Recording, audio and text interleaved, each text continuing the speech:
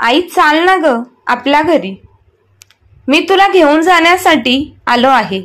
आई बघ, मी एकटाच नाही तर तुझी सून देखील तुला घेण्यासाठी आली आहे.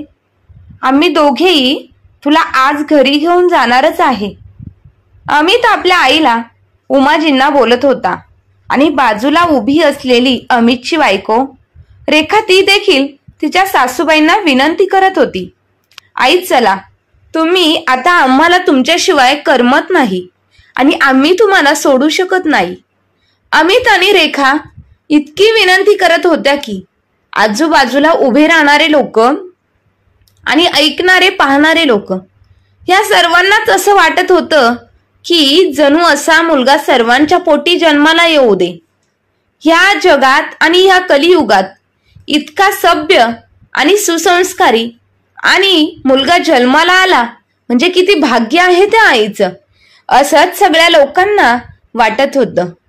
दोघेही मुलगा आणि सून उमाजींना खूप आग्रह करत होते घरी येण्यासाठी, परंतु उमाजी मात्र त्यांच्या सुनेला आणि मुलाला वारंवार नकार देत होत्या आणि शेवटी त्यांनी त्यांच्या मुलाला आणि सुनेला शिव्या देऊन वृद्धाश्रमातून हाकलवून लावले.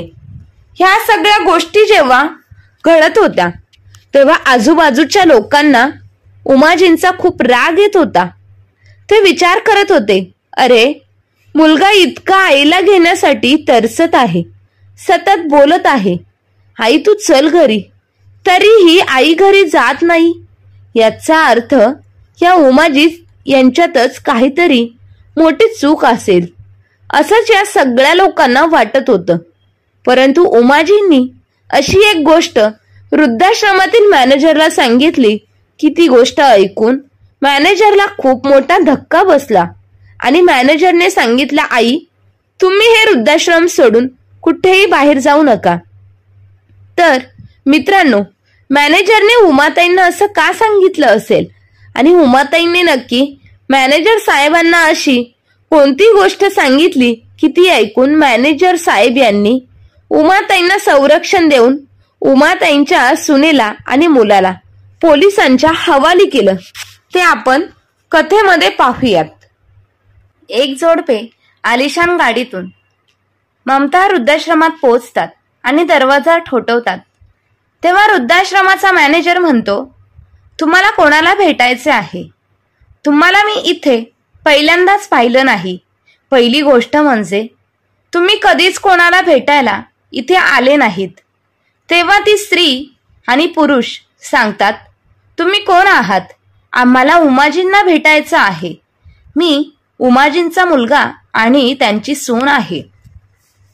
उमाजी त्या तिथेच वर्षानुवर्ष राहतात. त्यांना कोणी कधीच भेटायला आलं नाही आणि त्यांनी त्यांच्या मुलाचा किंवा सुनेचा कधीही उल्लेख केलेला नाही. ठीक आहे, तुम्ही इथे बसा, मी त्यांना पाठवतो. मॅनेजर सर आतमध्ये जातात आणि उमाजींना वृद्ध स्त्रियांमध्ये बसलेले पाहून आवाज देतात, उमाजी तुमचा मुलगा आणि सून तुम्हाला भेटू इच्छितात. उमाजी थोड्या वेळ शांत झाली आणि काहीच बोलली नाही. काही वेळाने त्या आपल्या मुलाला भेटायला त्यांच्याजवळ गेल्या.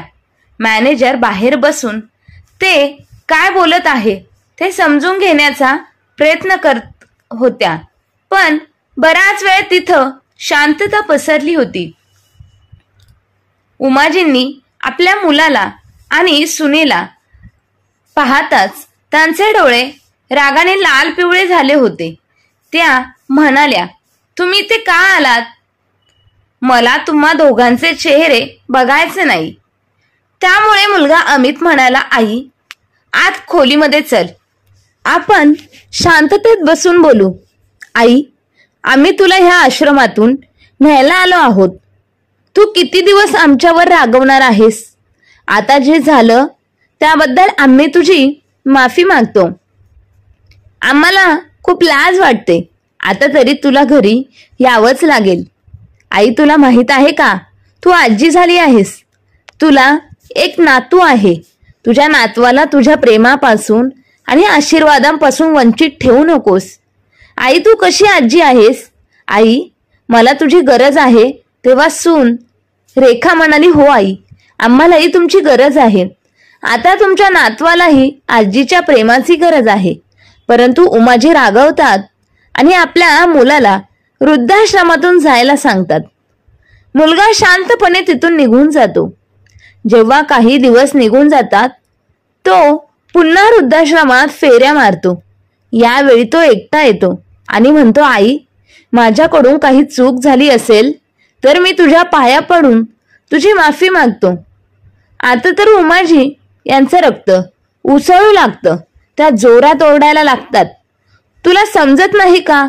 मला घरी यायचं नाही तरी माझ्या मागे का लागला आहेस? एवढ्या मोठ्या आवाजात बोलतात की खोली बाहेर बसलेल्या मॅनेजरला सगळं ऐकू येतं आणि वृद्धाश्रमातील इतर कर्मचारीही मॅनेजरला विचारतात, इथे दररोज कसले नाटक सुरू असते? तेव्हा मॅनेजर साहेब म्हणतात, हा उमाजींचा मुलगा आहे. तो रोज त्याच्या आईला घरी नेण्यासाठी येतो, पण उमाजी प्रत्येक वेळी त्याला नकार देतात. मला काहीच समजत नाही. हे जग म्हणते मुलांचे हेतू बदलतात, पण इथे तर मला आई चुकते असं वाटत आहे. बघा तर तो मुलगा पुन्हा पुन्हा त्याच्या आईला घ्यायला येतोय, परंतु ही कसली आई आहे? ह्या वृद्ध आईला आपल्या मुलाच्या भावना अजिबात समजत नाही. ती त्याला वारंवार शिव्या देते आणि इथून हाकलवून देते. मॅनेजर त्याच्याकडे बघतच राहतो. वृद्धाश्रमाचे इतर कर्मचारी खूप आश्चर्यचकित होतात. अमित त्याच्या आईला न घेता त्याच्या घरी परततो आणि घरी पोहोचल्यावर त्याची पत्नी रेखा म्हणते, काय झालं? आई आली नाही का? नाही, आजही तिने नकार दिला. रेखा चेहरा उदास करत म्हणाली, मला तर माहित होतं आई येणार नाही, परंतु तुम्ही तुमच्या हट्टावर ठाम होता की मी आईला समजावेन. हे तर तुझ्या डाव्या हाताचं काम आहे. रेखा, आई आपल्यावर खूप रागवली आहे. थोडा वेळ तरी दे, सर्व काही ठीक होईल. शेवटी आई किती दिवस आपल्या मुलावर रागावू शकते? बघ ती ह्या घरात परत नक्की येणार. अमित म्हणाला. दुसरीकडे वृद्धाश्रमाचे व्यवस्थापक श्री भाईते उमाजींच्याकडे जातात आणि म्हणतात, आई तू ठीक आहेस ना? हो बेटा, मी ठीक आहे. आई तुझी हरकत नसेल तर मी तुला एक विचारू का?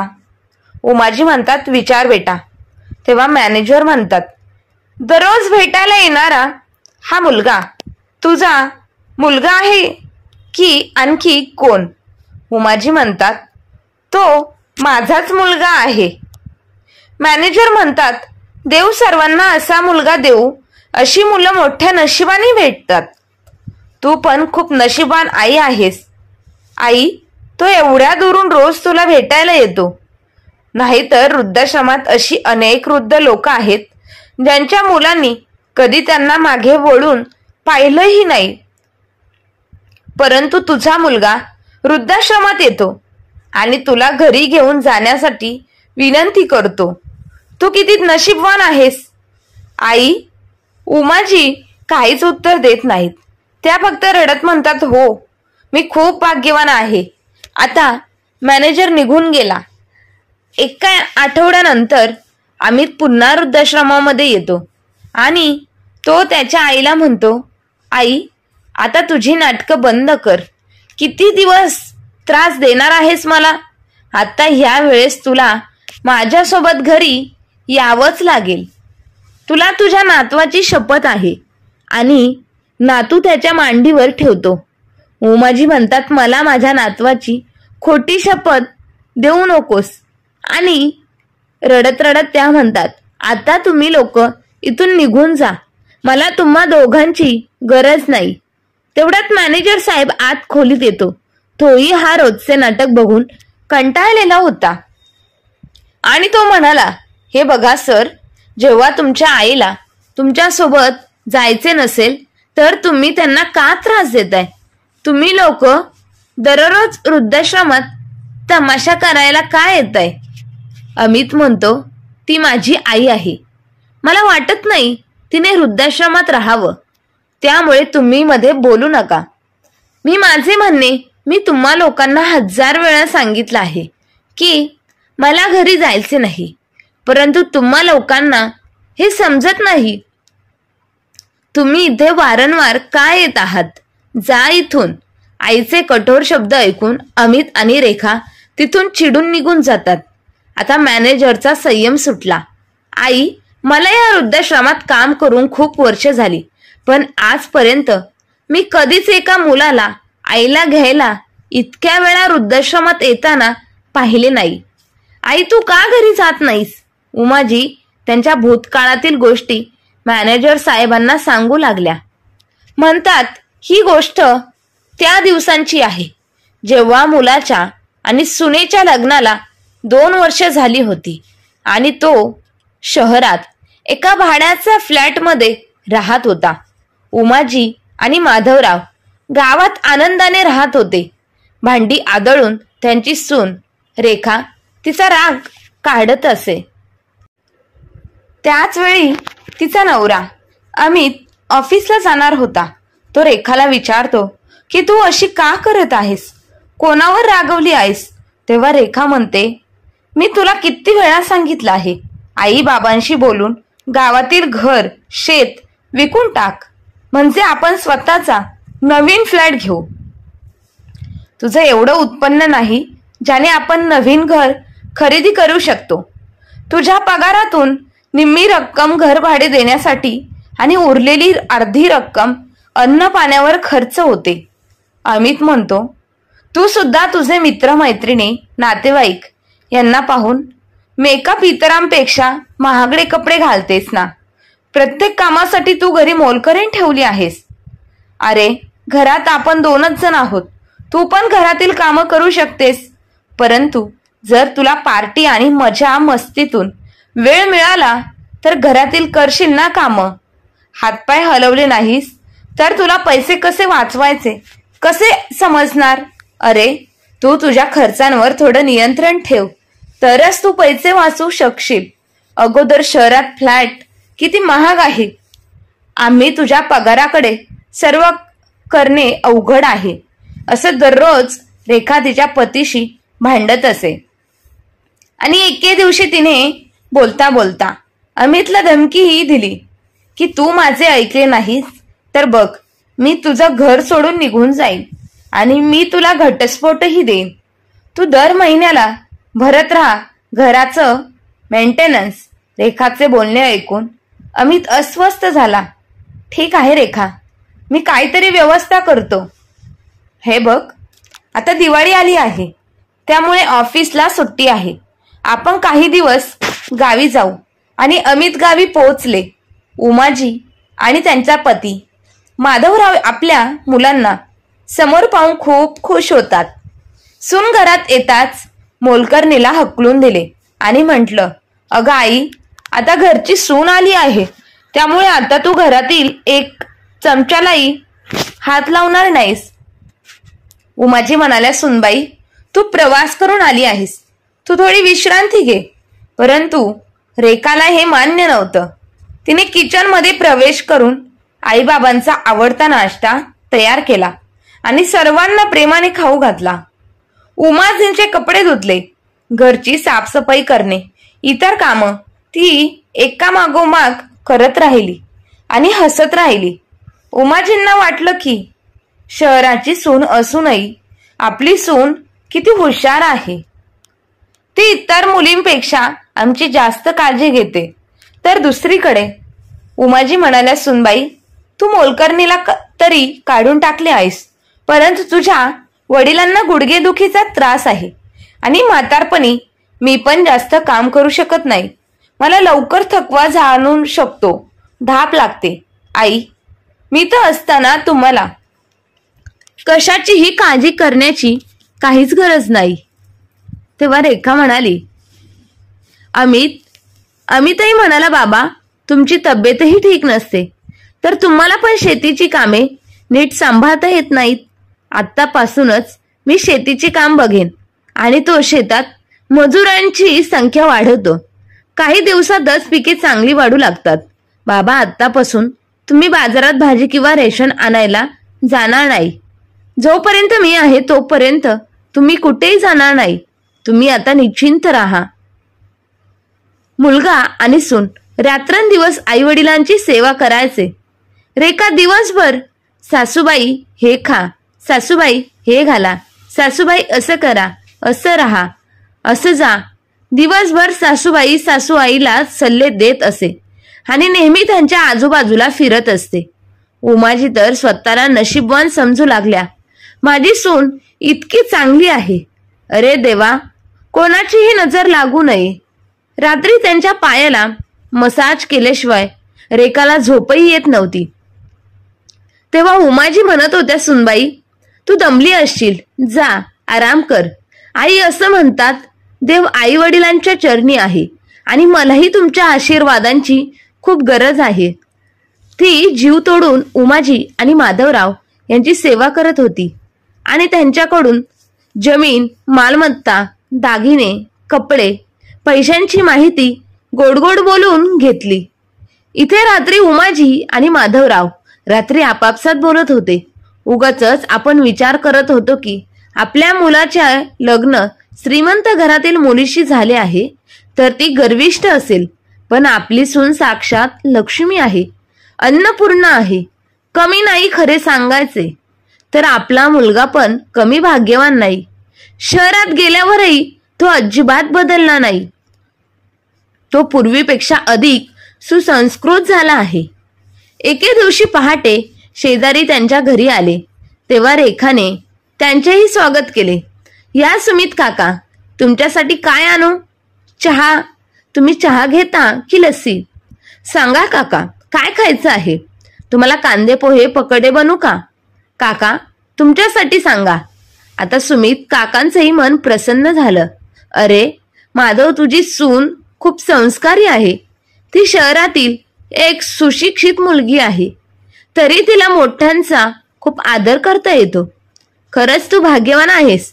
आपल्या मुलाची आणि सुनेची स्तुती ऐकून माधवरावजी यांची छाती अभिमानाने फुलली. संपूर्ण गावात माधवराव ताठ मानेने चालत फिरत होते. त्यांचं मन आपल्या मुलाची आणि सुनेची स्तुती पाहून आनंदित झालं. आपल्या सुनेचे प्रेम आणि आपुलकी पाहून आता तर उमाजी आणि माधवराव यांनी शहरात जाण्याचा निर्णय घेतला होता. हा सर्वजण विचार करत असताना एक दिवस माधवराव यांनी त्यांच्या मुलाला विचारले, बेटा, तुझ्या भाड्याच्या घराला किती खोल्या आहेत? तेव्हा अमित म्हणाला, बाबा, 2च खोल्या आहेत. एक माझी खोली आणि एक स्वयंपाकघर आहे. तिथे एक छोटीशी स्टोरूम आहे. त्यात पाहुणे आले तर त्यांना खूप त्रास होतो. सध्या आम्ही 2च लोक आहेत, त्यामुळे ठीक आहोत. उद्या आम्हाला मुले होतील तेव्हा खूप त्रास होईल. तुम्हाला तर माहितीच आहे शहरात भाडे किती जास्त आहे. माझा पगाराचा अर्धा भाग फक्त भाडे भरण्यातच जातो आणि जे काही उरते त्यात फक्त मी आणि माझी पत्नी मोठ्या कष्टाने आमचे घर चालवू शकतो. कधी कधी आम्ही मोलकरणीचे पैसे रोखून ठेवतो. अमितचे दुःखी बोलणे ऐकून माधवरावजी म्हणतात, बेटा, तुला खूप त्रास होत असेल तर एक विचार करतोय मी की गावचं घर विकून शहरात चांगलं घर घ्यावं आणि तुम्हा सर्वांबरोबर तिथेच राहावं. सर्वजण मिळून राहिलो तर बरं वाटेल आणि तुम्हालाही घर मिळेल. हे ऐकून अमितला खूप आनंद झाला, कारण तो ह्याच हेतूने शहरातून गावी आला होता आणि त्याच्या वडिलांनी स्वतःच्या आपल्या भावना व्यक्त केल्या होत्या. असे पण मला आता फारशी शेती सांभाळता येत नाही, वय पण झाले आहे. या 10 दिवसात तुम्ही दोघांनी आमची मनापासून सेवा केली, त्यामुळे आमचे येणारे म्हातारपणही चांगले पार पडेल. म्हणून आम्ही तुमच्यासोबत राहण्याचा निर्णय घेतला आहे. माधवरावजी म्हणाले तेव्हा रेखा आणि अमितने मनातील इच्छा पूर्ण होत होती. आनंदामुळे त्यांच्या मनात लाडू फुटू लागले. होय बाबा, तुम्ही गावात एकटे राहता, त्यामुळे मलाही तुमची काळजी वाटते. अमित वडिलांच्या पायाजवळ बसतो आणि त्यांचे पाय दाबत म्हणतो, होय बाबा, तुम्ही योग्य निर्णय घेतला आहे. आम्ही तुमची चांगली सेवा करू. बाबा, तुम्ही आमच्या बरोबर शहरात आले तर ही शेती कोण बघणार? मी तर म्हणतोय तुम्ही शेती सुद्धा विकून टाका. तुम्ही म्हणाल तर मी गावात जाऊन चांगला खरेदीदार शोधतो आणि शहरात नवीन घर घेण्याचं बघतो. या शेतीला चांगली किंमत मिळाली तर आपलं घर होईल. ठीक आहे बेटा, जसं जसं योग्य वाटतंय तसं तसं कर. परंतु मला माझी वडिलोपार्जित शेती विकावीशी वाटत नाही. परंतु तू म्हणत आहेस म्हणून मी विचार करतो. काही दिवसांनी माधवरावांनी आपलं घर आणि शेती विकून शहरात आलेले मुलगा आणि सुनेने नवीन फ्लॅट घेतला. तिथे सर्वजण शिफ्ट झाले. 2-4 दिवस रेखाही तिच्या सासू सासऱ्यांची मनापासून सेवा करत होती. एके दिवशी माधवरावजी लिफ्ट घेण्यासाठी पायऱ्यांवरून खाली जात होते, कारण त्यांना लिफ्ट कशी वापरायची हे माहीतच नव्हते. त्यांना गावात कधीच लिफ्ट दिसली नव्हती. तेव्हा अचानक एक अघटित घटना घडली. त्यांचा पाय घसरला. ते जोरात पायऱ्यांवरून खाली पडले आणि त्यांच्या हाताला, पायाला आणि डोक्याला जबरदस्त दुखापत झाली. खूप रक्त वाहू लागले. ते एकदम अशक्त झाले होते. मुलाने व सुनेने ओझे समजून त्यांच्यावर उपचार केले. मात्र घरी आल्यावर पाय फ्रॅक्चर झाल्याने ते बेडवरच पडून होते. आता रेखाच्या मनात नाराजी होती की तिने हा फ्लॅट स्वतःच्या आनंदासाठी घेतला आहे का वृद्धांची सेवा करण्यासाठी? नाही. त्यानंतर रेखाने आपले खरे रंग दाखवायला सुरुवात केली. ती फक्त तिच्या मैत्रिणींसोबत किटी पार्ट्यांना जायची, खरेदी करायला जायची आणि कधी कधी रात्रभर घरी येत नसे. उमाजींना घरची सगळी कामं करावी लागायची. त्यांना दम्याचा त्रास होत होता. असे तरी त्या आपल्या पतीला सांभाळून घरातील सर्व कामे करायच्या आणि घरातील भांडी, झाडू आणि फरची पुसायची कामं पण त्यांनाच करावी लागत होती. जेव्हा रेखा एका घरात असायची तेव्हा ती निमित्त सांगायची, आई मला डोकेदुखीचा त्रास होत आहे, प्लीज पीठ मळून घ्या. आई माझ्या पायात दुखत आहे, प्लीज मला मसाज करून द्या. सतत काही ना काही बहाणा करून ती करू लागली आणि मुलानेही सुनेलाच साथ दिली. एके दिवशी रेखा स्वयंपाकघरात गेल्यावर काय विचार करत होती कळेना. तिने भाजी भाकरी बनवली आणि तिने सासऱ्यांना दिली. माधवराव म्हणतात, सुनबाई, भाजीत तेल कमी आणि मीठ पण कमी घाल, मला बीपीचा प्रॉब्लेम आहे. बाबा, तुम्ही शहरात काय आले तर तुमची लायकी दाखवायला लागलात. मला पण असं पण स्वयंपाक करण्याची काय हौस नाही. मी हे सर्व काम करत पण नाही. तुम्ही जास्त बोलले तर उद्यापासून मी स्वयंपाक करणे पण सोडून देईल. रेखा आता खरोखर स्वयंपाक करायचा बंद करते. रेखाने अगोदरच घरातील कामं करण्यासाठी 2 मोलकरीण ठेवल्या होत्या. उमाजी आल्यापासून तिने मोलकरणीला कामावरून काढून टाकली. ती नेहमी ऑनलाईन ऑर्डर करायची, कधी पिझ्झा, कधी बर्गर ऑर्डर करायची. माधवराव आणि उमाजी यांना खायला सुद्धा देत नसे. त्यांना बाहेरचे जेवण, भरपूर तेल, मिरची असले पदार्थ खायला सुद्धा आवडत नसे. या स्थितीत बाहेरचे अन्न खाल्ल्याने लवकर आजारी पडतात. तर उमाजी किचन मध्ये चहा बनवायला गेल्या तर रेखा दूध संपून टाकायची आणि कधी कधी त्यांना स्वयंपाकघरात काही करून खाण्यासाठी रेशन सुद्धा ठेवत नसे. स्वतःचं ऐश्वर्य आणि दिखाऊपणाचे जीवन जगू लागली होती. ऑनलाईन खरेदी करणे तसेच हॉटेलमधून पनीर तंदुरी मागवून खात होती. घरात काय संपलंय किंवा काय नाही याच्याशी तिला काहीच देणं घेणं नव्हतं. आणि सासू सासरे खात होते शिळी भाकरी आणि गावाकडून आणलेले लोणचे. कधी कधी उमाजी स्वतः उपाशी राहायचे, त्या पाणी पिऊन झोपायच्या. परंतु नवऱ्याला भूक लागलेली असेल तर त्यांचे मन रडायला लागायचे. मुलगाही म्हणायचा, आई आता मी काय करू? मी तुझ्या सासू सुनेच्या भांडणात मी पडणार नाही. माधवरावजी यांना आज वाटले की आपण चुकीचा निर्णय घेतला नाही. चुकीचा तर निर्णय घेतलेला नाही ना. त्यांना तो क्षण आठवू लागला जेव्हा ते त्यांच्या मित्राकडे आपली जमीन आणि शेती विकायला गेले होते. तेव्हा त्यांनी सल्ला दिला होता की माधव, लोक संपत्ती का कमवतात? आपल्या मुलांसाठी आणि सुनांसाठीच ना. तुला त्यांच्याजवळच जायचं असेल तर आनंदाने जा. मी तुला नकार देणार नाही. कारण कुटुंब असतात कशासाठी? एकत्र राहण्यासाठी. परंतु आजकाल मोबाईलवरती आणि वर्तमानपत्रात येतं की एका मुलाने आईला रेल्वे स्टेशनवरती सोडले. आईला निमित्त सांगून घेऊन गेला. तीर्थयात्रा करून आणतो आणि गंगेच्या तीरावरती तो आईला एकटीला सोडून आला. म्हणून हे सर्व लक्षात ठेवून तू स्वतःसाठी काही भांडवल साठवून ठेव. पण मी त्याच्या सल्ल्याकडे दुर्लक्ष केले. मला वाटले की माझा मुलगा खूप सुसंस्कृत आहे. परंतु आज माझा गैरसमज दूर झाला आहे. हळूहळू खाणे पिणे वेळेवर न मिळाल्याने माधवरावजी यांची तब्येत आणखीनच बिघडू लागली. मुलगा आणि सून त्यांच्याकडे डोंकूनही पाहत नव्हते. एके दिवशी उमाजी म्हणाल्या, बेटा तुझ्या वडिलांचे औषध संपले आहे. त्यांना हे औषध आणून दे. त्यांची प्रकृती खालवलेली आहे. त्यांना काल रात्री झोपही येत नव्हती. हे ऐकून नशेत गुंग रेखा म्हणाली, आई तुम्ही काहीच कमवत नाही आणि दिवसेंदिवस औषधांच्या स्लिप आपल्या मुलाला दाखवत राहता. सुनबाई, हे घर आम्ही आमच्या पैशाने विकत घेतले आहे, ज्याचा तुला खूप अभिमान आहे.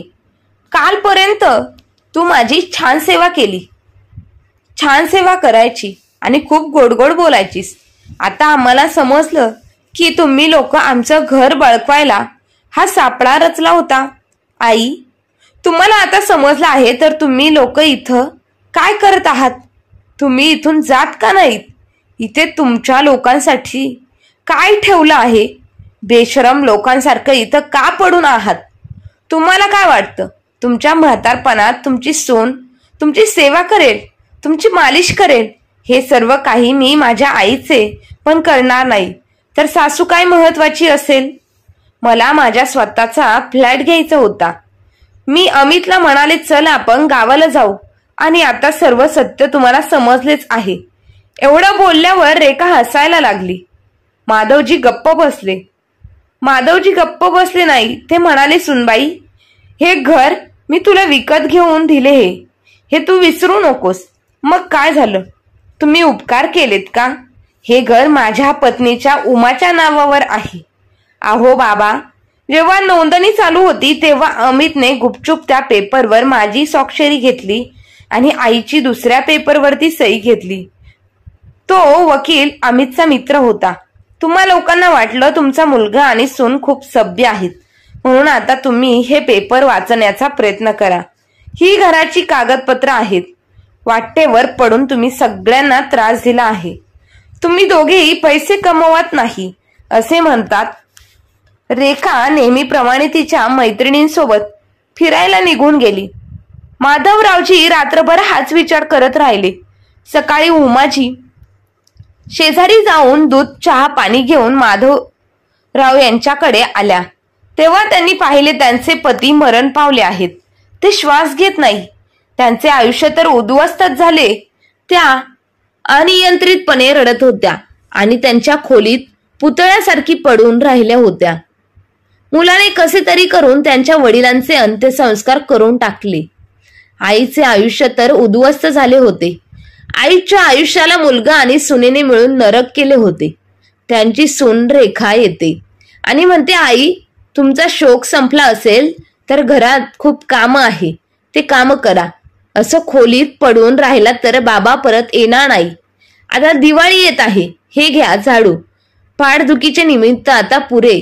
साफसफाई करण्यासाठी उठा आता खूप शोक झाला आहे. साफसफाई केल्यानंतर स्वयंपाकघरात भांडी पडली आहे. जा आणि ते देखील साफ करा. माझे मित्र आणि मैत्रिणींनी दिवाळी साजरी करण्यासाठी माझ्या घरी येत आहे, तेव्हा हा तुमचा रडणारा चेहरा सुद्धा. उमाजींनी 2-3 दिवस नीट जेवणही घेतले नव्हते. सुनेने त्यांना एक भाकरी खायची का नाही विचारलं नाही, पण हो, काम त्यांच्याकडून जबरदस्ती करून घेत होती. उमाजी खूप आशक्त झाल्या होत्या, तरीही त्यांच्या सुनेच्या आग्रहास्तव त्यांनी रडत रडत काम करायला सुरुवात केली. आता त्यांना खूप भूक लागली होती. सर्वांसाठीच स्वयंपाक करून सर्वांना खाऊ घातल्यावर जेव्हा त्या स्वतः जेवायला बसल्या, तेव्हा त्यांची सून येऊन म्हणाली, काय झालं आई, तुम्ही तर शोक करत होता ना, आणि इथे गरमागरम पदार्थही खातात. सुनेचे कठोर शब्द ऐकून त्यांची भूक पण मरण पावते. प्रत्येक भाकरीसाठी त्यांना तासनतास वाट बघावी लागते. तेव्हा त्यांची सून कशी तरी एक भाकर त्यांना खायला देते. उमाजींना आपल्या पतीशिवाय राहावे असे वाटत नाही. आपल्या सुनेच्या घरातून कंटाळलेल्या उमाजी एके दिवशी रात्री गुपचूप वृद्धाश्रमात पळून गेल्या. कारण त्या घरात त्या मोलकरणीसारख्या होत्या. मुलाचे व सुनेचे सर्व जमीन व संपत्ती बळकावून त्यांना गरीब केले होते. जेव्हा त्या वृद्धाश्रमात पोहोचल्या, तेव्हा मुलगा आणि सुनेने त्यांची विचारपूस पण केली नाही आणि भेटायलाही आले नाही. नंतर काही महिन्यांनी कळालं की रेखा गरोदर आहे, ती आई होणार आहे. आणि जेव्हा तिने 9 महिन्यांनी मुलाला जन्म दिला, तेव्हा मुलगा नेहमी आजारी असायचा. त्यामुळे आता तिला घरात मोलकरणीची गरज भासू लागली. ती नेहमीच पैसे खर्च करायची, त्यामुळे तिच्याकडे तिच्या मुलाचा पालन पोषण करण्यासाठीही जास्त बचत देखील नव्हती. तिला घरात एक मोफत मोलकरीण हवी होती, जी रात्रंदिवस आपल्या मुलाची सेवा करेल. आणि मुलगा रात्रभर रडत राहायचा तर रेखा तिच्या मस्तीमध्ये व्यवस्थित असायची. तिला तिच्या मैत्रिणींसोबत आनंद घेता येत नव्हता. तिला बाहेर फिरायला आणि सिनेमा पाहायला पण जाता येत नव्हतं. आजारी मुलाची काळजी घ्यावी का बाहेर फिरायला जावं तिला समजत नव्हतं. जेव्हा थकल्यावर रेखाने तिच्या सासूचा शोध सुरू केला, तेव्हा तिची सासू तिला वृद्धाश्रमात असल्याचे समजले.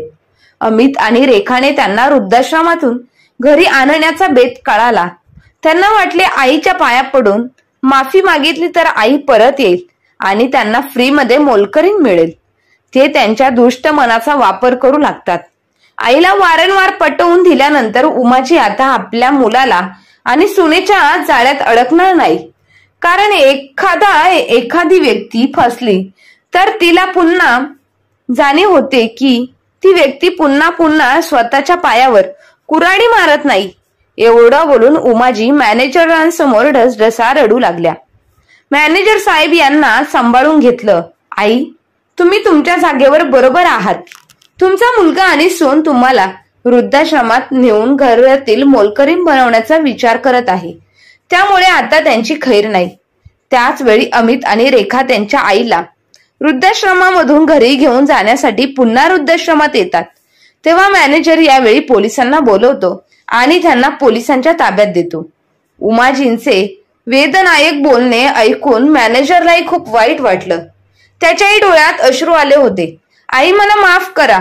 मला अगोदर वाटले होते की तू किती कठोर आहेस, की जो मुलाच्या भावना समजू शकत नाही, परंतु मुलगा इतका खाली पडला आहे याची मला अपेक्षाही नव्हती.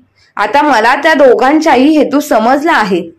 म्हणूनच मी पुन्हा सांगते की तुम्ही तुमच्या म्हातारपणासाठी काहीतरी साठवले पाहिजे.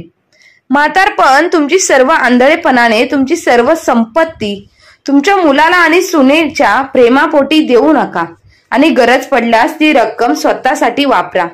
मुलाने आणि सुनेने आई वडिलांच्या प्रेमाचा गैरफायदा घेऊ नका, नाहीतर अशा मुलाला आणि सुनेला नरक यातना भोगाव्या लागतील. मित्रांनो, तुम्हाला काय वाटते? उमाजींनी वृद्धाश्रमातून त्यांच्या मुलाच्या घरी न जाणे योग्य आहे की अयोग्य? त्यांनी घेतलेला निर्णय बरोबर आहे का चूक? हे कळवा. आणि या कथेमधून इतकंच कळाले आहे, जर आईने कठोर व्हायचे ठरवले तर ती कोणत्याही थराला जाऊ शकते. कठोर बनतेच. अमितला आणि रेखाला योग्य ती शिक्षा मिळालीच. तर मित्र आणि मैत्रिणींनो, तुम्हाला आजची कथा आवडली असल्यास चॅनलला लाईक, शेअर, सबस्क्राईब नक्की करा. आणि कथा पूर्ण ऐकल्याबद्दल आणि वाचल्याबद्दल तुम्हा सर्वांचे मनपूर्वक धन्यवाद.